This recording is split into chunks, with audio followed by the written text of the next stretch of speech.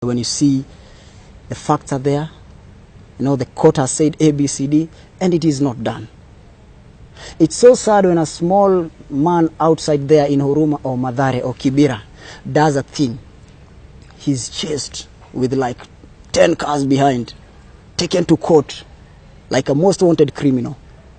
And when a big man does that, it's a normal thing. Mohamed, when you started off, your attachment was at KBC, right? Yes, yes. You were earning 3,000 shillings. Man, it was crazy, yeah. It's crazy. 3K. Getting attachment at KBC was like you're getting a passport to go to Europe. No. It was so difficult. So difficult. Yeah. You have to know somebody to get inside. Right. But thanks God I got it. The people there were good. The problem is after 3 months, Jeff, you have to leave that place. I was trying to work for free. Yeah. I'm wondering, why are these guys not taking me? Yeah. I want to work for them for free. Yeah. I don't want money. The passion is there.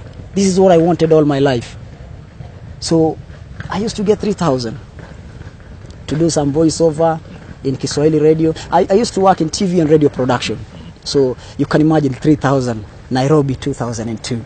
Yeah. Sonko. Ukipita mtaani here watu wanasema that guy works at KBC. But in reality, he's on attachment. He's an artist. They used to call us artists. You are given something small to survive, right. But you are not fully employed. Yeah.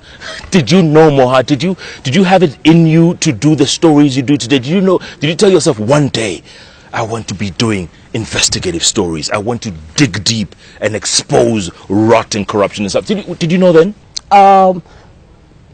When I was in class 7-6 there,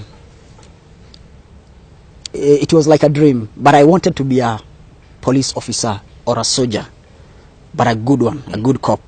I wanted to be, the dramas that you see in the movies, the detectives. I wanted to play part in helping my people do a proper investigation. At the same time, I wanted to be a journalist. I was so noisy in class. Every time, who is making noise? It's Moha. Every time napigwa kiboko sana. It's me who is making noise all the time. Yeah. But it was something in me that was burning and I didn't know. When I was done with my O-level, I thought I should try the force. I tried, but unfortunately I didn't have the 20,000 bribe they wanted. I tried the military. Unfortunately, I didn't have the money they wanted. I tried the GSU. I didn't have the money they wanted. It's so sad that Kenyans want to serve this country. Kenyans want to hold that crown, that gun to protect this country. But he can only do that by bribing. So I didn't get a chance. And I say to myself, maybe God doesn't want me to be a cop. Let me try being a journalist. Yeah. And that's how it started. Started getting attachment at KBC. I started freelancing with the Weekly Citizen, a newspaper which is on the streets, Weekly Citizen. Yes. Started freelancing with the Standard newspaper. I get 1,200 bob per story or 600, and I feel wow. I take a picture if it appears on the newspaper, and I'm like, wow, this is it. I'll keep it in my room, very safe, to prove that I'm a journalist. But step by step, things started changing. When I was employed by KTN, that was in 4th of June 2007, as a rookie reporter, I was embedded with the likes of John Alanamu and Pete Hamos on an assignment in Mathare, the Kosovo thing, when they were flashing out Mungiki. Yes. And this is where I think my life changed. The police were killing in the name of Mungiki. All the journalists came together. I don't know whether they were brainwashed. Innocent people, women were crying, children. They were starving the whole day. No food. Imagine a 3-year-old boy crying. But the police doesn't have a mercy and let the woman go with her child. Say, Bibi ya Mungiki ni Mungiki. It was so painful. I was observing everything. And there was a time that, guys were going inside, coming out with sacks. These are gunias. They put the dead body, wrap the dead body with, and they're coming out. And I was asking myself, what is happening at the other end? I tiptoed pole pole to that place. only to find out that there is a cop, a hooded guy, whose work is only to execute. If a cop suspects that you look like a Mungiki, you are taken to the slaughterhouse, a small room. They shoot you at a point blank. Then the other guys does the thing to load you in the Land Rover, which is waiting up there in the on the hill.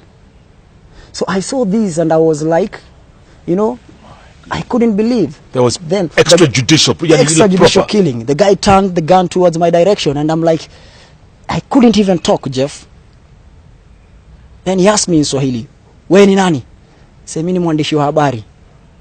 Toka hapa. I left that place very quickly. Then he communicated to the person who was in charge and he said that there's a young man who is saying he's a journalist who saw me doing ABCD. So Sunkuli got hold of my hand and he was taking me towards the bush. And he was like, "Wewe unafanya kazi wapi?" Mimi nafanya KTN. "Are you new in Nairobi?" Yes, I'm very new. "Yeah, listen very carefully, young man. Mungiki is a menace in the society.